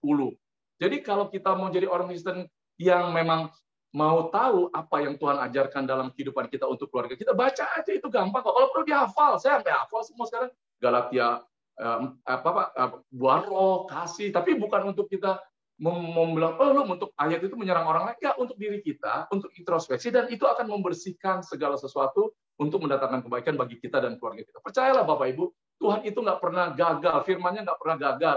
Dia tidak pernah merancangkan yang tidak baik. Dia akan merancangkan masa depan yang penuh pengharapan untuk membuat hidup kita menikmati surga di dunia ini. Saya sampai hari ini kalau lihat Tuhan itu terlalu takjub, Bapak Ibu. Dari saya bertobat sampai hari ini, 1 jam pun, bukan lagu 1 jam, 1 menit, 1 detik pun dia tidak pernah mengecewakan saya. Bahkan saya yang banyak mengecewakan dia. Makanya, ayo kita introspeksi. Tuhan nggak pernah salah. Yang salah siapa? Yang salah kita atau sekeliling kita. Jadi kalau kita mau memaknai kemenangan di dalam Kristus itu gampang. Asal kita mau punya respon yang benar, taat dan setia dalam perkara kecil, nanti akan dipercayakan perkara-perkara besar untuk apa? Untuk membuat kita hidupnya lebih enak. Saya sama istri sekarang bukan nggak ada masalah. Berantem iya, berantemnya bukan kenapa, karena restoran makan, cari makan dong. Udahlah. Akhirnya berantem, cari restoran makan, berantem gitu. Jadi bukan hal-hal yang signifikan, tapi keluarga itu pasti ada masalah. Sampai pada titik terakhir, kita akan selalu, sekarang saya ini lagi nunggu cucu, saya cuma bilang, Tuhan, kalau udah kasih cucu, udah cukup lah, gue pulang juga mau lah ke surga. Sampai udah begitu, Bapak. Jadi, semua ada batasannya di dalam Tuhan. Begitu. Oke, terima kasih, Cap. Memang kadang-kadang kita pengen sih berharap gitu ya, tapi untuk berharap pun kadang-kadang, kayaknya udah nggak mampu gitu. Tapi Tuhan bilang, kalau kamu punya iman sebesar biji sesawi aja ya, jadi biji sesawi ya Bapak Ibu ya, sesuatu yang sangat-sangat kecil. Bahkan mungkin ketika kita hanya bisa berteriak Tuhan tolong gitu ya, itu pun adalah bentuk pengharapan kita pada Tuhan gitu. Silakan Bapak Ibu. Ya, silakan. Efesus 1:18 ya. Dan supaya ia menjadikan mata hatimu terang, siapa Yesus, agar kamu mengerti pengharapan apakah yang terkandung dalam panggilannya. Kita kan semua dipanggil dan dipilih nih. Betapa kayanya kemuliaan yang ditentukannya bagi orang-orang kudus, artinya kita. Dan betapa hebat kuasanya bagi kita yang percaya sesuai dengan kekuatan kuasanya. Artinya iman percaya, harus percaya, walaupun lagi kayaknya nggak mungkin, percaya aja dulu. Baru kita perbaiki hidup kita. Itu Mbak Reza. Oke, terima kasih. Bapak Ibu, nggak selama-lamanya loh kita bisa ngobrol sama Kapten loh. Kesempatan kita sangat terbatas. Enggak lah, bisa Mbak. Udah dibilang sama panitia paling maksimal 8:30 kita sudah harus selesai. Makanya kalau Bapak Ibu mau bertanya, nggak usah ditahan-tahan ya. Ayo, monggo. Karena Bapak Ibu kan pasti punya pengalaman tersendiri dalam hidup berkeluarga ya, punya pergumulan sendiri yang ingin dibagi. Siapa tahu pengalaman Kapten Nimbong juga bisa memperkaya kita semua yang mungkin sedang bergumul gitu. Silahkan ya Bapak Ibu. Oke. Kalau dari ini tadi nama putrinya siapa? Cap, maaf. Audrey. Tadi ya Audrey. Tadi luar biasa juga ya, bahwa saya pikir Tuhan juga pasti membentuk Audrey ya. Betul. Dalam menghadapi setiap peristiwa di tengah-tengah keluarga. Apa yang Kapten rasakan sendiri sebagai kehadiran Tuhan lewat Audrey? Ada nggak misalnya momen-momen di mana Kapten lagi ngaco nih gitu ya, lalu Tuhan mengingatkan Kapten lewat Audrey gitu? Bukan mengingatkan Mbak, saya tahun 2012 besoknya mau pelayanan, terus siap malamnya saya ribut sama istri saya, terus saya hancur-hancurin barang, habis saya pergi pelayanan, pulangnya mereka berdua raib, istri saya dan putri saya hilang, HP-nya ditinggal. Selama 3 hari 3 malam mereka saya cari seluruh Jakarta, saya minta tolong siapapun, nggak ketemu. Dia pinter, nggak pakai kredit card apa. Itu Tuhan ajar saya. Dia yang memprovokasi ibunya supaya pergi, supaya saya ini bisa. Itu teguran Tuhan. Habis itu saya nggak pernah lagi ribut sama istri saya. Dia pergi sampai saya nggak bisa, artinya gini loh, nggak bisa terbang, nggak bisa makan, nggak bisa tidur. Saya di kamar nangis, saya berdoa minta ampun Tuhan. Sampai hari terakhir saya suruh cari orang semua dengan kemampuan saya, nggak ketemu Bapak Ibu. Terus di hari terakhir, hari Minggu, saya ingat banget tuh, saya kebetulan di apartemen lantai 27. Saya baca Mazmur, saya berdoa puasa, tiba-tiba bilang ini, udah, saya pikir mereka diculik orang itu berdua. Udah, buka aja jendela, loncat aja dari jendela. Itu ada yang nyuruh saya begitu. Akhirnya saya bilang, wah ini suara setan. Akhirnya saya nangis, saya bilang, udah, itu hari Minggu. Hari Seninnya belum datang juga. Tiba-tiba saya di bawah, udah mau nyari mereka lagi nih di apartemen. Saya berdoa, Tuhan kemana nyari? Udah seluruh hotel. Tiba-tiba mereka datang berdua kucuk-kucuk pulang gitu loh. Dengan nggak ada dosanya. Akhirnya saya peluk, saya nangis. Itulah pelajaran yang dibuat anak saya sampai saya hampir mau bunuh diri gara-gara mereka meninggalkan saya berdua. Itu pelajaran yang Audrey bikin sampai hari ini. Saya bilang, wah, anak ini ternyata ya Tuhan pakai cara melalui begitu caranya supaya saya ini nggak. Sampai hari ini saya berubah. Udah 10 tahun yang lalu saya nggak pernah lagi lah berantem. Dulu kan bayangin nggak, masih bisa piring terbang gitu loh, hancur-hancuran terus. Ya lucu kan, udah pelayanan tapi masih seperti ya kayak inilah. Masih itu ada yang dari putri saya. kedagingannya ya. Itu dari putri saya, dan dia selalu, nah dia yang buat YouTube saya 5 tahun yang lalu. Tadi saya kan biasanya gini, YouTube ini dulu saya nggak punya media sosial sama sekali. Saya kalau khotbah gitu selalu dari atas pakai HP gini. Hey, dari ketinggian 30 menit saya menyampaikan ini, percaya deh dekat sama surga nih, pewahyuan gua. Ya. Tiba-tiba dibikin sama dia YouTube, terus banyak yang nonton, akhirnya dibikin lagi, sampai sekarang ini jadilah saya YouTuber, bikin Instagram, akhirnya sekarang TikTok. Nah, itu anak itu yang buat semua, karena dia bidang sekolahnya di situ. Jadi anak inilah yang banyak juga menjadi menolong saya dalam pelayanan, dan juga Tuhan pakai dia untuk sama-sama melayani lah, sampai nanti pengganti saya di masa depan. Oke. Wah, Bapak Ibu, ini bukan bermaksud memberikan inspirasi untuk ini ya. Udah kalau gitu kita kabur aja, jangan ya. Oh, enggak. Wah, untuk Beda, supaya bukan. Papa sadar nih, yuk kita enggak. Tapi artinya bahwa itu pernah terjadi gitu ya. Itu pernah terjadi, dan Karena itu saya keterlaluan, Mbak Reza. Iya. Dan sekali lagi itu sudah tidak terjadi lagi, sudah cukup pelajarannya ya. Kaptennya, ternyata kehadiran mereka yang selama ini dianggap remeh gitu ya, ketika tidak ada baru kita rasa. Kadang-kadang gitu ya Bapak Ibu ya, dalam hidup keluarga ya, kita sudah sangat terlalu biasa. Kita bisa ngomong sangat hormat pada orang lain ya, ngomong sangat hormat pada teman kita, pada siapapun gitu ya. Tapi giliran kita ngomong sama pasangan kita, anak-anak kita ngomong sembarangan gitu. Padahal ya mereka lah yang Tuhan tempatkan dekat dengan kita. Iya, betul. Mari kita juga belajar untuk menghormati, mari kita belajar untuk menghargai mereka gitu. Karena ya dengan itulah suasana hidup berkeluarga juga akan dipenuhi dengan damai sejahtera. Nah, ini ada Kak Seraf nih. Halo Kak Seraf, silahkan mau bertanya secara langsung ya. Nggak ada yang nanya, terus katanya waktunya cuma sampai 8:30, tidak mau menyia-nyiakan waktu ya. Oh iya, silahkan Kak Seraf. Menyia-nyiakan kesempatan. Oke, selamat malam Cap. Terima kasih juga untuk GKI Maulana Yusuf yang sudah memfasilitasi malam hari ini. Maaf ya agak ramai karena ada anak-anak. Semoga suara saya terdengar. Boleh? Oke. Iya. Tadi untuk cerita Kapten Limbong barusan saya jadi teringat teman suami saya, seorang pendeta. Dia sempat ngomong gini, kita sambil cerita aja. Lu tahu nggak? Gue tuh paling takut kalau gue khotbah itu di depan istri gue. Kenapa? Pulang dari khotbah, gue bakal coba disepet aja. Oh gitu ya Pak. Oh gitu ya. Bagus. Coba digituin aja. Ini intermezzo aja. Dan even kita seorang hamba Tuhan atau seorang pelayan Tuhan dan aktivis, dan saya percaya bahwa di dalam setiap rumah tangga kita masing-masing pasti kita akan memiliki pergumulannya masing-masing begitu. Tidak terkecuali saya yang baru 9 tahun menginjak 9 tahun usia perkawinan saya, mengalami pasang surut kehidupan rumah tangga yang tidak mudah. Enca juga tahu mungkin ya Ca ya, mengalami banyak cambukan-cambukan, dan saya juga setuju dengan yang Cap Limbong tadi sampaikan bahwa anak itu bisa jadi guru terbaik untuk kita gitu. Jadi kadang dulu kalau saya berantem sama suami saya, anak saya nomor 1 baru umur 5 tahun. Stop, aku bilang stop. Kalian nggak dengar aku, gitu. Jadi dia udah bisa mengutarakan itu gitu ya. Itu baru waktu dia umur 5 tahun.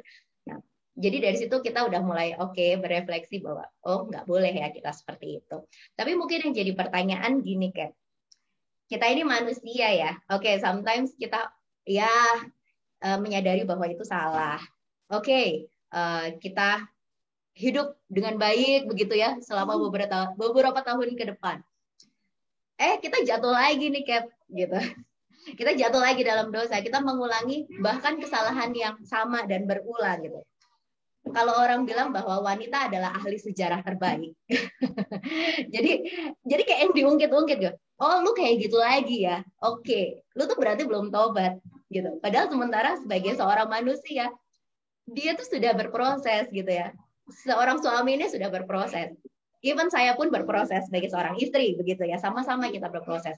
Tapi kita jatuh lagi di dalam dosa. Nah, dan kita bangkit lagi, berulang lagi, begitu lagi, jatuh bangun, begitu terus. Nah, apakah proses tersebut bisa dikatakan bahwa kamu tuh belum bertobat? Gitu. Itu aja sih pertanyaannya.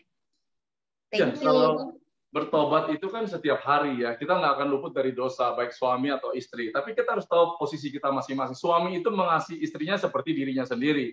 Istri menghormati suami seperti tuannya gitu loh. Jadi kayak Sarah sama Abraham, dia bilang, manggilnya bukan bapak lagi, engkau tuanku gitu. Jadi kita harus tahu porsinya. Istri saya itu sangat menghormati saya, walaupun saya berbuat jahat sama dia. Walaupun saya tidak baik hidupnya dulu belum bertobat, setiap hari saya diurus sama dia. Sarapan saya, seragam saya, semua. Dulu saya nggak kasih uang sama dia, semua uang saya pegang. Sekarang sudah saya dipulihkan Tuhan. Seperak pun kalau dia nggak taruh di dompet saya nggak punya uang untuk bayar parkir, Bapak Ibu Saudara. Jadi nggak pernah orang nggak berdosa. Setiap hari kita berdosa. Mata kita ini paling berdosa. Apalagi kalau melihat keadaan sekarang ini melalui media sosial itu gampang banget jatuh dalam dosa. Tapi ayo ingat posisi kita, istri-istri, kamu adalah penopang dan tiang doa. Jadi kalau istri itu kerjanya cuman ngomel-ngomel, perongrong, minta ini, minta itu, ya itu nggak berkenan di hadapan Tuhan. Juga begitu suami itu harus mencukupkan segala sesuatu yang dibutuhkan istri dan keluarga. Ya nggak gampang sih bapak-bapak. Saya tahu kita di kantor, apalagi saya sampai hari ini kalau saya udah punya segalanya, kalau saya mau jatuh dalam dosa sangat gampang. Tapi bukan karena takut sama istri saya atau takut sama apa. Saya takut Yesus itu sedih tuh yang gondrong itu, nanti dia nangis ngelihat saya kalau berbuat dosa.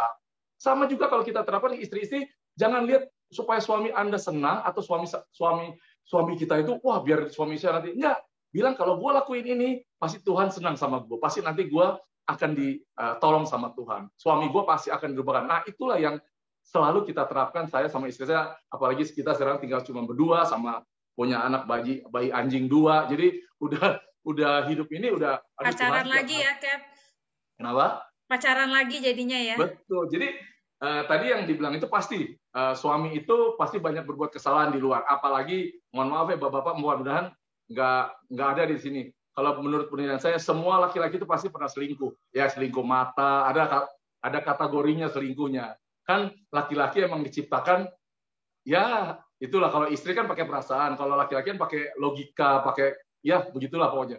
Tapi di dalam Tuhan itu kurang berlaku lah. Yang penting yang saya katakan tadi, ayo tahu status kita, seperti firman Tuhan katakan, istri statusnya apa, suami statusnya apa. Pasti keluarganya dipulihkan, dan anak-anak itu pasti melihat kayak anak saya ini. Itu plek 100% kayak saya, cuma dia perempuan aja. Makanya sekarang saya bilang, lu jangan terlalu ini.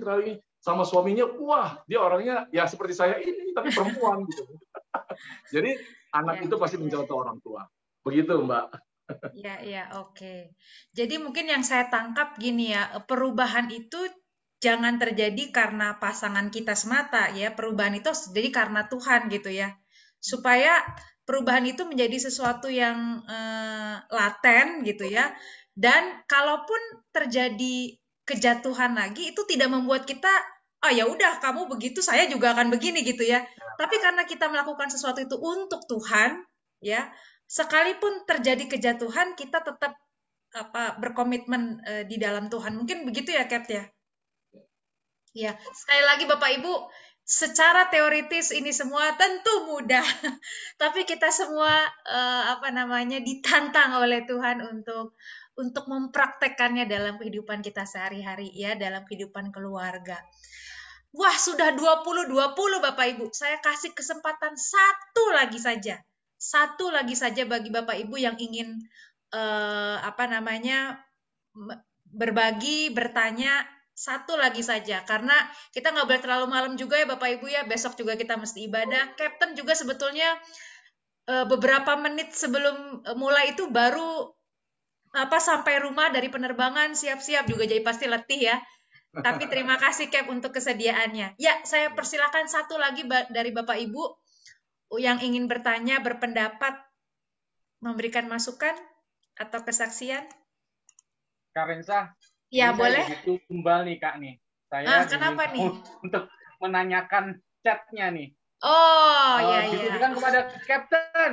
Ya. Cap, dengan pengalaman Captain tadi, apa yang bisa disampaikan agar tingkat perceraian di kalangan pasangan Kristen berkurang? Waduh, ini kok berat pertanyaannya, saya diminta untuk menanyakan ini gitu. Silakan boleh Cap. Ya. Apa pengalaman tadi, apa yang disampaikan agar tingkat perceraian di kalangan pasangan Kristen berkurang? Ya, kebanyakan yang bikin cerai ini kan kalau dari istri itu agak lebih kecil ya presentasinya. Dari suami yang membuat rumah tangga itu jadi mau cerai gitu loh. Tapi kembali lagi, udah firman Tuhan katakan, apa yang telah dipersatukan Allah tidak boleh diceraikan manusia, walaupun ada waktu itu pejabat negara dengan dalihnya, dengan didukung oleh pendeta-pendeta besar, boleh cerai kalau berzina segala macam. Tapi bagi saya itu forget it, itu semuanya nggak sesuai firman Tuhan. Tapi ya pendapat orang beda-beda. Tapi kalau kita mau mempertahankan kehidupan rumah tangga, ya kedua-duanya itu harus introspeksi diri, datang duduk berdua. Mungkin kalau nggak bisa selesaikan juga, berpisah dulu. Jadi jangan sampai bertarak. Kan orang nggak boleh cerai. Di dalam Kristen nggak boleh cerai kalau sudah salah satunya mati gitu. Nah, jadi kalau saya lihat sekarang ini perceraian makin banyak. Jangankan di kalangan jemaat, hamba-hamba Tuhan aja banyak selingkuh, banyak bahkan memperdagangkan Yesus itu dengan segala hal cara. Saya lihat kemarin di video pendeta-pendeta itu saling mempermalukan pornografi antara dia dan pendeta perempuan laki-laki. Nah, yang perlu kita harus berhati-hati sebagai umat Tuhan, orang-orang yang percaya kepada Yesus. Ayo kita jangan pernah mau disusupi oleh ajaran-ajaran atau roh-roh jahat yang mempengaruhi kehidupan kita. Nah, kalau suami istri itu setiap hari, kalau saya nih sama istri saya, kenapa kita bisa bertahan? Karena istri saya itu selalu berdoa buat saya. Karena kebetulan dia punya sifat yang penyabar dan juga nggak pernah kayak sekarang kan ibu-ibu banyak yang lebih galak dari suaminya gitu. Kalau istri saya nggak tipikal begitu. Makanya ya kita kalau istri kita kayak begitu, kita introspeksi kenapa istri saya kayak begini. Begitu juga dengan istri. Kalau suami Anda seperti itu, introspeksi ke rumah, kenapa dia selingkuh di luar, kenapa dia nggak mau makan di rumah, kenapa dia jarang pulang. Itu istri introspeksi juga. Dan suami-suami kebanyakan egois kalau laki-laki. Perceraian itu terjadi bukan sepihak, pasti dua pihak. Kalau yang satunya mau cerai, yang satu nggak mau cerai, nggak akan terjadi perceraian. Walaupun paling akhirnya ditinggalkan. Begitu juga dengan istri saya. Kita dulu mau cerai itu lebih dari 20 kali perkataan keluar, cerai. Akhirnya dia bawa anak saya pulang ke rumah ibunya, saya nggak pulang, saya kemana, saya bahaya Bapak Ibu. Tapi puji Tuhan, kalau kita selalu masih ingat aja sama Tuhan, nggak usah lah, masih udah hidup benar, ingat sama Tuhan, bilang, Tuhan, tolong ya Tuhan, ubahkan istri saya, suami saya. Saya yakin dan percaya dengan iman kita nggak jadi cerai, pasti dipulihkan kembali. Tapi harus punya respon yang benar terhadap Tuhan. Jadi, saya nggak setuju dengan perceraian, janganlah cerai, karena saat ini banyak sekali hal yang membuat kita bercerai, karena kehidupan hedonisme melalui media sosial, melalui pergaulan, melalui saling, ya Bapak Ibu udah lihat lah, kebetulan saya juga penggiat media sosial, jadi saya selalu di orang-orang yang khususnya hamba-hamba Tuhan ya, oknum-oknum yang memperdagangkan agama melalui TikTok, melalui YouTube, melalui Instagram, itu yang saya bahkan membuat channel untuk membuat jangan begitulah, di dalam Tuhan itu jangan memperdagangkan Tuhan. Kalau berkat itu nanti datang dengan sendirinya saat kita hidup benar. Kan dibilang kan, kebajikan dan kemurahan akan mengikutimu. Kalau kita hidupnya benar, kalau enggak ya rezekinya jauh dan perceraian itu nggak bisa dihindari. Begitu, Pak. Oke, ya benar. Jadi ya Bapak Ibu, mari untuk yang sudah menikah ya, mari kita mengingat lagi janji pernikahan kita. Tuhan telah mempersatukan gitu ya. Dan mari kita terus berjuang untuk memperkuat keluarga kita menjadi keluarga yang berkemenangan di dalam Tuhan. Mungkin cukup ya untuk respon dari Bapak Ibu. Dari Captain ada closing statement, semacam kata-kata peneguhan buat kita semua. Saya sudah melalui Bapak Ibu yang dikasih Tuhan, mungkin saya nggak lebih hebat dari Bapak Ibu, saya nggak lebih kudus, nggak lebih benar, nggak lebih apalah. Pokoknya kita semua sama di hadapan Tuhan. Tapi melalui pengalaman hidup yang saya jalani, ya kan jarang ya hamba Tuhan tuh pilot tuh rata-rata kayak saya sampai hari ini dibuat taruhan sama teman-teman saya. Kapan lu jatuh lagi gitu. Maksudnya artinya dosa-dosa saya itu saya dibuat taruhan. Tapi karena kita tahu status kita sebagai anak Tuhan, kita punya Roh Kudus yang selalu kita minta tolong di dalam hati kita ini. Nah, janganlah kita punya alasan atau berdalih untuk melakukan hal-hal dosa yang sama seperti yang kita akan lakukan. Kan banyak di sini udah berkeluarga, ya, saya 30 tahun. Mungkin Bapak Ibu 10, 20, 30, kayak Mbak tadi udah 7 tahun atau 9 tahun. Itu masih panjang ke depannya. Dan juga kalau kita dari sekarang nggak kuat basicnya di dalam Tuhan, nggak kuat firman, kan dalam Tuhan itu sekarang nggak begitu susah. Kalau dulu harus ke gereja tiap hari Minggu, sekarang kalau malas pun lihat media sosial, orang udah bisa lewat TV. Jadi gereja tanpa tembok itu udah ada, lebih gampang. Walaupun kita harus berjemaat di GKI Maulana Yusuf, ya, jangan bilang itu nggak beribadah lagi, itu juga nggak benar. Karena Tuhan mau kan kita ibadah raya itu setiap hari Minggu berkumpul. Nah, jadi kalau dari saya, kalau kita mau hidupnya lepas dari segala ikatan dosa, atau kita mau diluputkan dari hal-hal yang tidak baik yang pernah kita lakukan di masa lalu, kita harus sepakat sama istri kita. Jadi jangan pernah bilang, walaupun istri kita, kayak istri saya tuh jarang ngomong, jadi kalau ngomong tuh susah banget. Saya tetap menghargai, kalau dia ngomong saya hargai, walaupun dalam hati saya, nggak gitu kali, tapi ya udah diam dulu, nanti baru saya bilang, kayak bahasa Inggris bagusan saya daripada dia, kalau dia bahasa Inggrisnya ini baru saya kasih tahu, ini lah begini, yang benar begini, gitu. Jadi ada hal-hal yang harus kita mendukung suami istri. Jangan merasa, oh gue yang cari duit tuh, pokoknya apa kata, enggak, Bapak Ibu, kita semua itu memang laki-laki harus cari makan. Kalau di Indonesia, kalau di luar negeri lain soal lah. Kalau di sini nih, tanggung jawab laki-laki, istri itu ibu rumah tangga, kalau orang Indonesia ya, tapi ada juga yang bekerja, saya nggak menyalahkan. Tetapi, kalau hidup di dalam Tuhan orang-orang Kristen, kalau kita mau hidupnya ke depannya dipulihkan, kalau hidupnya maunya enak, damai, sejahtera yang melampaui segala akal itu ada dalam rumah tangga kita, dan hidup kita berkemenangan, kuncinya punya hubungan suami istri saling komunikasi. Yang paling menghancurkan rumah tangga suami istri adalah lack of komunikasi yang butuh gitu, yang jarang berkomunikasi. Yang kedua baru pekerjaan di luar itu. Yang ketiga baru uang. Jadi jangan bilang gara-gara uang nih berantem. Ya kalau soal uang sih, ini saya nggak bicarakan apa. Uang itu dibutuhkan sebagai alat. Jangan pernah mau diperan sama, masih bagus kita masih bisa beli pulsa sampai hari ini. Berarti kita nggak kekurangan uang dong. Walaupun utang masih pinjol, masih banyak yang nagih, tapi percayalah, Tuhan akan kasih hikmat kepada kita, biar rumah tangga kita ini semakin bagus. Saya selalu nih, di mana-mana kalau soal rumah tangga menggebu-gebu karena apa? Pertolongan Tuhan tuh nggak pernah terlambat, Bapak Ibu Saudaraku. Dia itu sayang sama kita, apalagi kalau kita sudah ditetapkan sebagai suami istri, udah dikasih keturunan anak gitu. Anak itu adalah titipan Tuhan yang paling berharga. Jadi kalau kita ada alasan, khususnya bapak-bapak ini di luar, ada godaan, baru punya uang sedikit, baru punya ini. Saya lah yang paling hari ini sampai menjaga kekudusan saya sampai hari ini saya pertahankan karena apa? Karena doa istri saya dan ada kemauan dari saya. Kalau enggak Bapak Ibu dibuat taruhan ya, Bapak Ibu bisa lihat pramugari sampai hari ini saya nggak pernah dipanggil Eyang, nggak pernah dipanggil Opung, saya dipanggil Kep, coffee, tea, or me, ya, kan gitu. Jadi itu yang dari saya. Jangan lagi pernah ragu di dalam Yesus. Sekali Yesus tetap Yesus, punya mesbah hubungan yang baik, bersyukur dalam segala hal. Apapun yang kalian lakukan, bangun tidur, bersyukur. Jangan bangun tidur lihat HP, kerjaan gua apa nih? Ayo mulai hari ini bertobat. Kalau kalian masih bangun tidur pegang HP, doanya nggak dijawab kalau saya bilang. Doanya nggak dijawab. Kalau bangun tidur pegang HP, doanya nggak dijawab Tuhan. Iya, oke. Ya, jadi bapak-bapak, ibu-ibu semua, mari kita bertobat gitu ya. Mari kita mengarahkan diri kembali kepada Tuhan supaya keluarga kita berkemenangan di dalam Dia. Oke, terima kasih sekali lagi Captain Edward Ferry Limbong untuk waktunya, untuk kesediaannya berbagi kepada kita semua.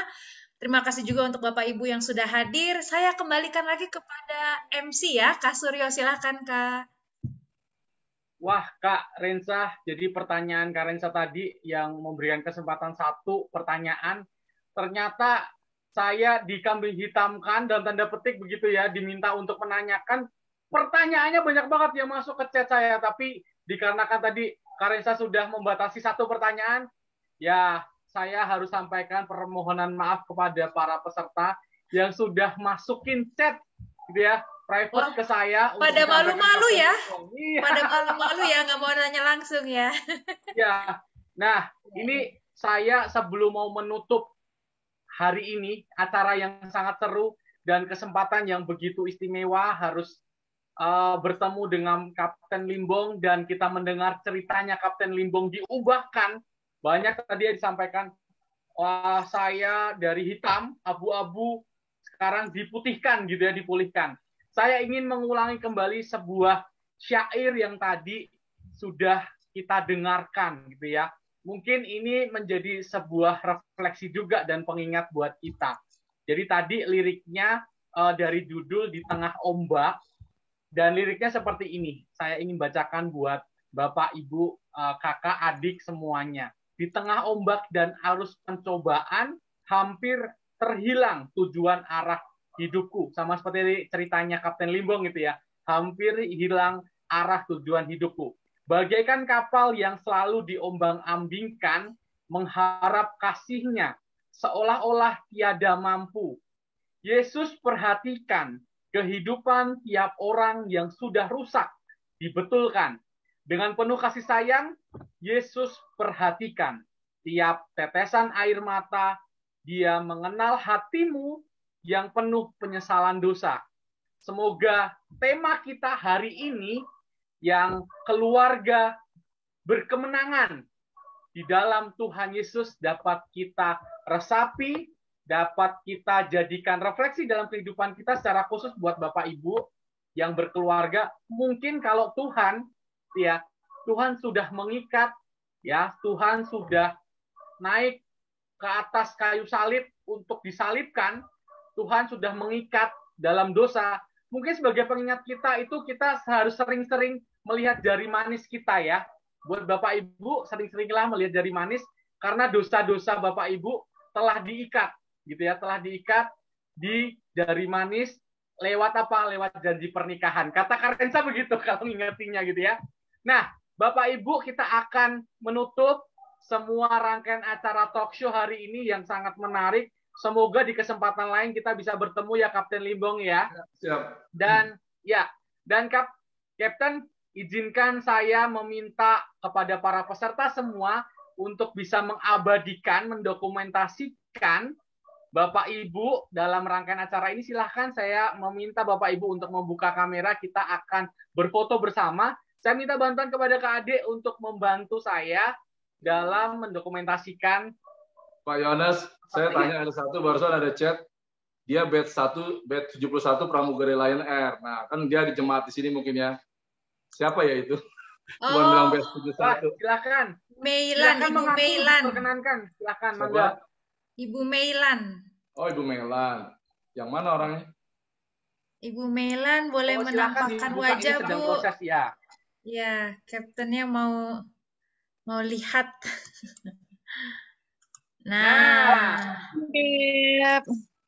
Oh gitu. Pernah terbang sama saya dong Ibu Meilan ya?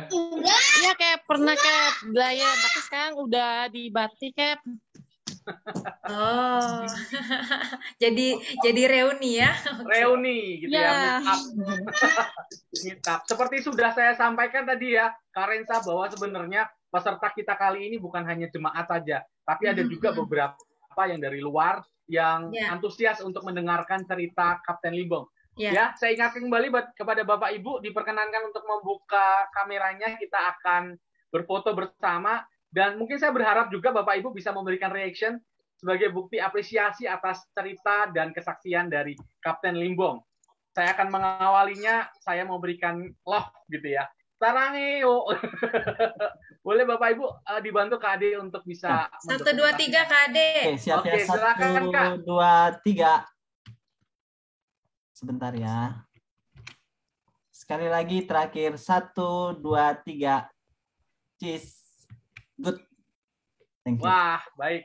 Terima kasih Bapak Ibu telah berkenan hadir dan berpartisipasi dalam, mohon maaf suara saya terdengar dengan baik Kak Rensa? Terdengar ya, Kak. Sekali lagi ya. Baik, terima kasih buat Bapak Ibu yang sudah berkenan hadir dan berpartisipasi dalam acara talk show kita kali ini. Dan saya perlu mengingatkan bahwa rangkaian Paskah kita kali ini bukan hanya saja talk show pada hari ini, tapi ada juga acara-acara rangkaian Paskah. Jadi bagi Bapak, Ibu, jemaat terkasih simpatisan di KM Maulana Yusuf dapat selalu mengikuti dan memperhatikan warta jemaat rangkaian Paskah yang akan kita lakukan. Baik, Cap, saya bolehkah memohon izin kepada Kapten Limbong untuk menutup dalam doa, Cap? Ya. Baik, Pak. Oke, baik. Ya. Mari kita bersatu hati silakan, dalam Kapten doa. Limbong. Ya, Mari kita bersatu di dalam doa. Bapak, kami bersyukur untuk malam hari ini. Kalau kami dari GKI Maulana Yusuf telah berkumpul untuk mempermuliakan Engkau dalam setiap acara Zoom ini, kami percaya Tuhan, Engkau menjamah setiap hati apapun yang tadi didengar, semuanya bisa mengubahkan hidup kami. Bahkan hamba-Mu bersyukur boleh membagikan sedikit pengalaman atas kebaikan-Mu dalam hidup kami. Semuanya kami percaya, kami semua sama di hadapan-Mu, Bapa. Saat kami mencari Engkau dengan sungguh-sungguh dan kami merespon panggilan-Mu dalam hidup kami, Engkau pasti mengubahkan hidup kami. Keluarga-keluarga kami pasti dipulihkan, anak kami, istri, suami, orang tua, mertua akan lebih baik ke depannya ya Bapa. Kami percaya melalui kuasa kebangkitan dan Engkau besok naik ke surga untuk menyediakan tempat bagi kami dan kami akan datang berkumpul kembali di tempat-Mu di surga ya Tuhan. Terima kasih untuk hamba-Mu, para moderator, juga gembala di GKI ini. Kami percaya ke depannya biarlah terus kami semakin mengasihi Engkau, melayani dengan sungguh-sungguh, dengan roh yang menyala-nyala hingga nama-Mu dipermuliakan. Biar Engkau semakin besar, bertambah dipermuliakan, dan kami semua semakin kecil di hadapan-Mu. Terima kasih Bapak, hamba-Mu telah saya berdoa. Roh Kudus, Engkau pimpin setiap langkah kami, biar hidup kami selalu berkemenangan di dalam keluarga kami. Terima kasih. Segala pujian, hormat, kemuliaan hanya bagi nama-Mu. Di dalam nama Tuhan Yesus Kristus kami berdoa dan bersyukur. Kita yang percaya katakan sama-sama. Amin.